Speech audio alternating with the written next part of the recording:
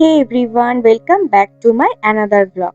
আমি খুশি আর তোমরা দেখছো খুশিস লাইফস্টাইল। আশা করি তোমরা সবাই খুব ভালো আছো। আমি কিন্তু আগের থেকে অনেকটাই বেটার আছি। তবে একটা বিষয় নিয়ে জানো তো খুবই চিন্তায় ছিলাম যে আমার ছেলে দুটোর যেন ঠান্ডা না লাগে। আর জানো যেটার ভয় পাচ্ছিলাম সেটাই হলো, শেষ পর্যন্ত কিন্তু আমার দুটো ছেলেরই ঠান্ডা লেগে গেল।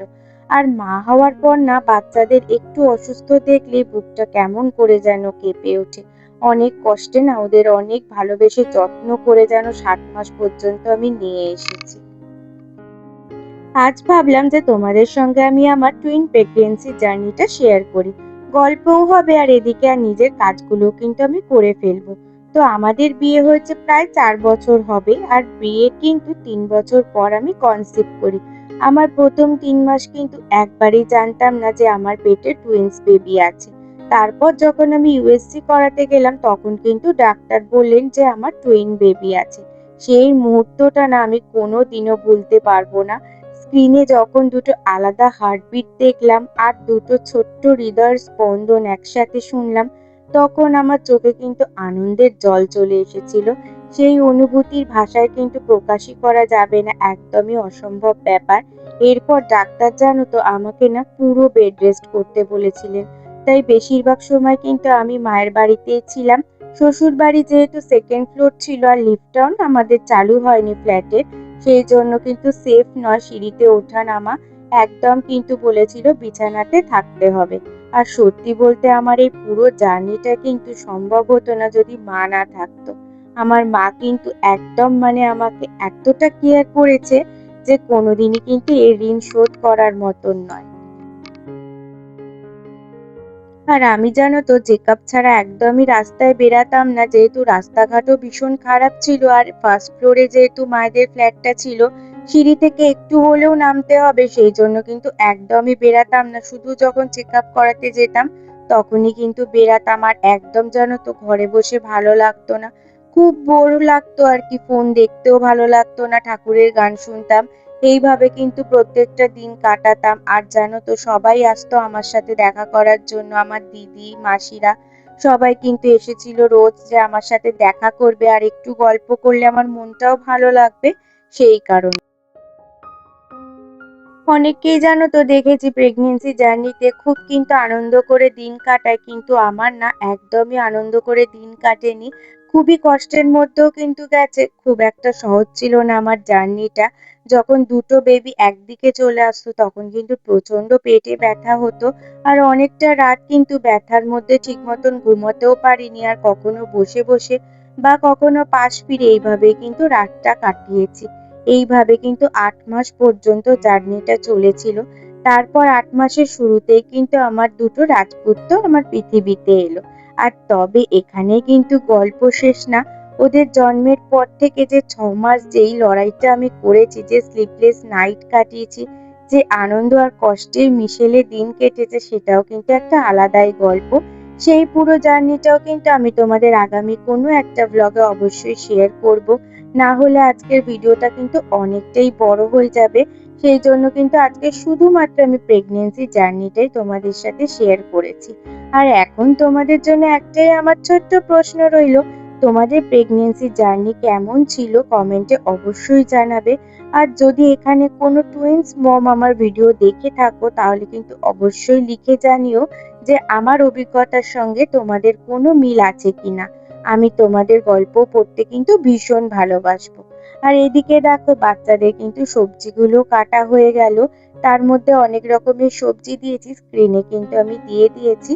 তারপরে চাল আর ডাল কিন্তু ধুয়েও প্রেসার কুকারে দিয়ে দিলাম, আর এর মধ্যে পরিমাণ মতন জল দিলাম আর সামান্য নুন দিয়ে কিন্তু প্রেসার কুকারটা বসিয়ে দিলাম।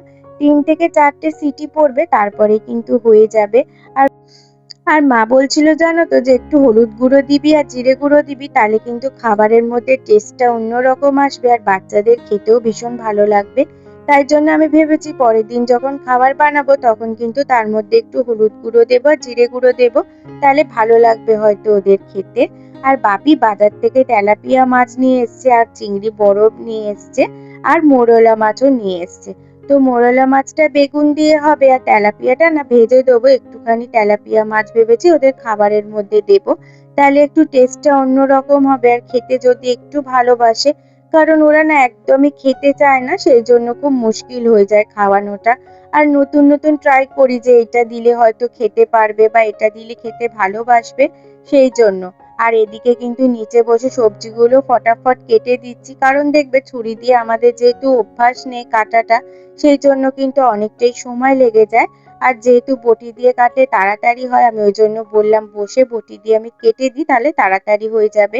আর শাক দেখবে বটি দিয়ে কাটলে যত সুন্দরটা হয়, ছুরি দিয়ে কাটলে কিন্তু সেই মতন হয় না। কিন্তু যাদের কিছু করার নেই, যেমন আমার মা নিচে বসে কাটতে পারে না, তাদেরকে কিন্তু ছুরি দিয়ে কাঁচি দিয়েই কাটতে হয়। আমি যেহেতু পারি বটি দিয়ে বসে কাটতে নিচে, সেই জন্য ভাবলাম কি যে আমি কেটে দিই বসে। আর এদিকে কিন্তু বিছানাটাও তাড়াতাড়ি করে গুছিয়ে নিয়েছি, আর এদিকে স্নানটাও আমি করে নিচ্ছি। তনুদের বাড়িতেই আছে গোগল আর গুবলু, ওদেরকে স্নান করিয়ে দিয়েছিলাম, তারপরে ওরা নিয়ে চলে গিয়েছিল। তারপরে আমি ভাবলাম এই মুহূর্তেই স্নানটা করে নিই, না হলে কিন্তু আর স্নান হবে না পরে। আমার ভিডিওটা যারা এত পর্যন্ত দেখেছো তারা কিন্তু একটা লাইক করেছো, তোমাদের একটা লাইক কিন্তু আমার নেক্সট ভিডিও করতে অনেক বেশি মোটিভেট করে। আর যদি ভালো লাগে তাহলে কিন্তু চ্যানেলটা অবশ্যই সাবস্ক্রাইব করো।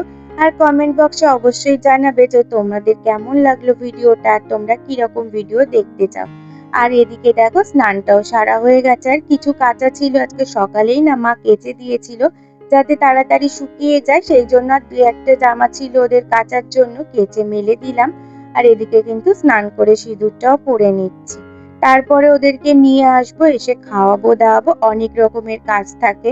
তো বাচ্চা হওয়ার পর কিন্তু সমস্ত কাজই অন্যরকম হয়ে গেছে, আর কিভাবে সময়টা কেটে যায় একদম টের পাওয়া যায় না।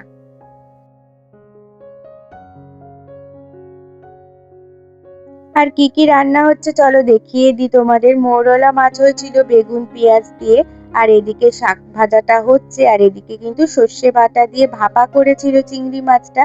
আর তার মধ্যে বললাম যে এক পিস তেলাপিয়া মাছও দিয়ে দাও, তাহলে আমার খেতে ভালো লাগে, সেই জন্য মা তাই করেছে।